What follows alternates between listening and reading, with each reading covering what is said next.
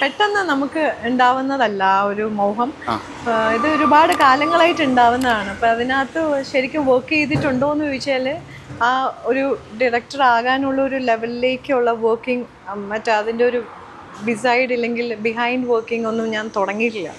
അത് നന്നായിട്ടൊന്ന് പഠിച്ച് നല്ല സംഭവങ്ങൾ ക്യാമറയുടെ ലെൻസിനെ പറ്റിയും ലൈറ്റിങ്ങിനെ പറ്റിയും മൊത്തത്തിൽ, കാരണം അത് എന്നെ ഹെൽപ്പ് ചെയ്യാൻ എൻ്റെ വീട്ടിൽ ആളുണ്ട്. അപ്പം അത് ആ ഒരു സൈഡ് എനിക്ക് ഭയങ്കര ഇതാകും, അപ്പോഴേക്കും ഭയങ്കര ഹെൽപ്ഫുൾ ആവും. പിന്നെ പറയുന്ന പോലെ കുറേ ത്രെഡുകൾ, നല്ല നല്ല കണ്ടൻസ് വായിക്കണം. പിന്നെ ഈ പറഞ്ഞ മാതിരി എഡിറ്റിംഗ് സെൻസ് അതൊക്കെ ഉണ്ടാവണം. അപ്പം പല സിനിമകൾ കാണുമ്പോഴും അതിൻ്റെ എഡിറ്റിംഗ് ഒക്കെ ഞാൻ ഭയങ്കരമായിട്ട് ശ്രദ്ധിക്കും. ഏത് ടൈപ്പ് ഓഫ് എഡിറ്റിംഗ് ആണ് അങ്ങനെയൊക്കെ ഉള്ളത്. അങ്ങനെ കുറച്ച് അതിൻ്റെ പിന്നിലുള്ള, കാരണം ക്യാപ്റ്റൻ ഓഫ് ദ ഷിപ്പ് എന്ന് പറയുമ്പം ഡയറക്ടറാണ്. അപ്പം director should know each and every angle എന്നുള്ളതാണ്. എല്ലാ ഭാഗങ്ങളിൽ നിന്നും ഡയറക്ടർ മനസ്സിലാക്കിയിരിക്കണം.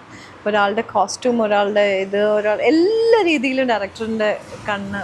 അപ്പം അങ്ങനെ മൊത്തത്തിലൊന്ന് പഠിച്ച് ചെയ്യണം. അതിന് ടൈം എടുക്കും. അതിനിപ്പം ഒരു ആക്ടർ ആവാനാണ് ചിലപ്പോൾ നമുക്ക് പ്രായവും പരിധിയും കാര്യങ്ങളൊക്കെ. ഒരു ഡയറക്ടർ ആവാൻ 60-70കളിലും ഞാൻ ചെയ്തെന്ന് വരും.